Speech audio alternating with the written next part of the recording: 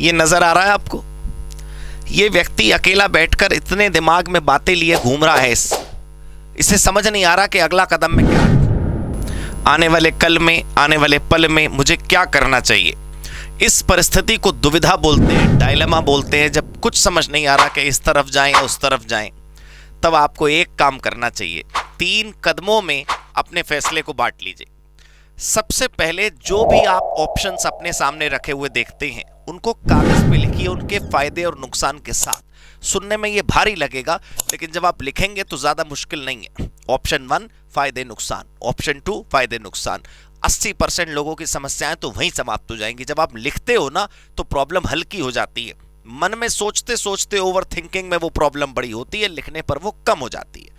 अगर लिखने के बाद भी ना समझ आए, दोनों ही ऑप्शंस या तीनों ही ऑप्शन या सारे ही ऑप्शंस के फायदे नुकसान बराबर मात्रा में नजर आए और आपको समझ ना आए कि अब मैं किस तरफ जाऊं और अब मैं क्या करूं, तो फिर आपको क्या करना चाहिए? किसी ऐसे इंसान से राय लेनी चाहिए जिस पर आपको भरोसा हो।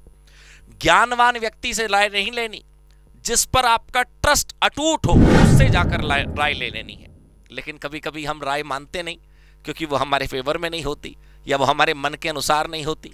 तो अगर राय लेने के बाद स्टेप 2 पर भी तुम्हारी प्रॉब्लम सॉल्व ना हो, तो फिर तीसरा रामबाण इलाज है और उससे बेहतर आज तक कुछ हुआ नहीं।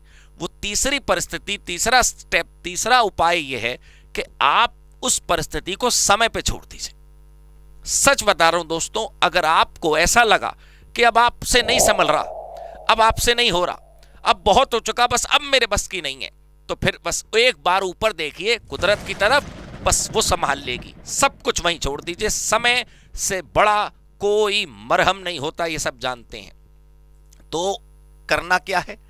धैर्य रखिए, समय पर छोड़िए और अपने आप सब कुछ हो जाएगा। ये 3 कदम, ये 3 स्टेप अगर आपने फॉलो कर लिए, तो जीवन में या तो एथिकल डायलेमा, या तो दुविधा, या तो असमंजस की स्थिति आएगी नहीं, और अगर आ गई तो आप बचकर बड़ी आसानी से उससे पार हो जाएंगे। ठीक है, ध्यान रखना इसको।